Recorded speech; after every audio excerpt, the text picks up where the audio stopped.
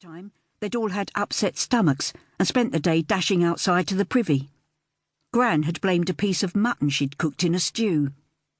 "I'll give that butcher a piece of my mind," she'd threatened. And as soon as she was well enough, she'd marched into his shop to tell him what had happened. "Course that mutton was off," she'd insisted, when he'd argued. "You must have let it sit in the window too long." "I didn't." Gran had simply crossed her arms and waited. "Look, I'm not saying you're right," the butcher had finally said, looking round at his other customers as though fearing they might take themselves and their custom elsewhere.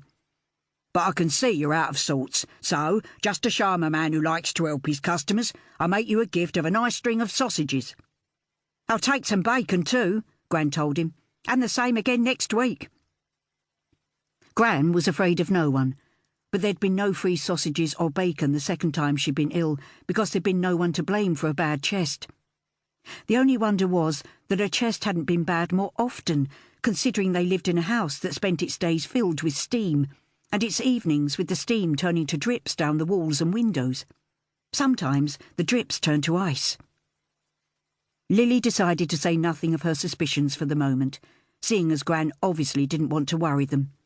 Lily didn't want Artie worried either, but she'd watch Gran carefully from now on and help as much as she could. She cut a thick slice of bread for Artie, as he was always so hungry. "Gran," Lily invited. "I'll have mine later." Would she, though?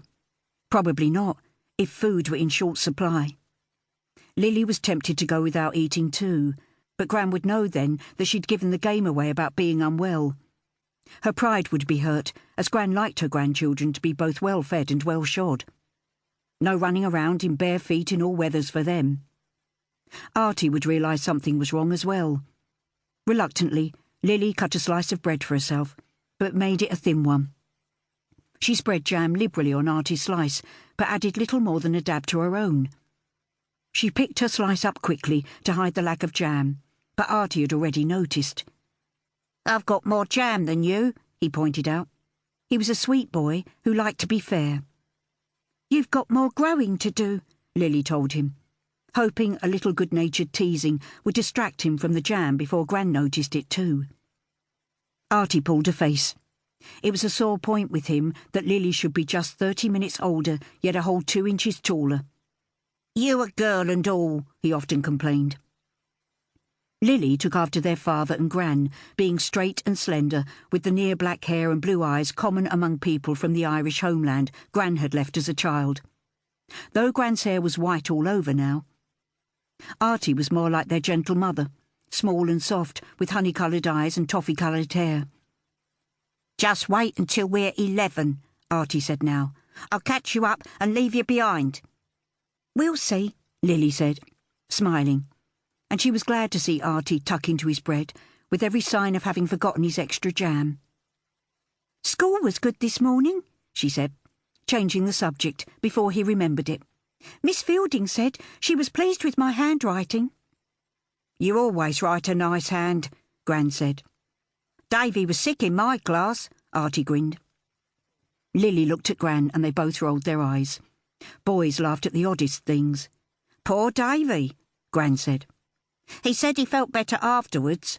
I think he did it on purpose because Mr. Simpson has new shoes and—" "I think we've heard enough of Davy," Gran said. "You'll put us off our dinners." Talk of Davy's indisposition hadn't put Artie off his dinner. He crammed his bread into his mouth and ate it hungrily.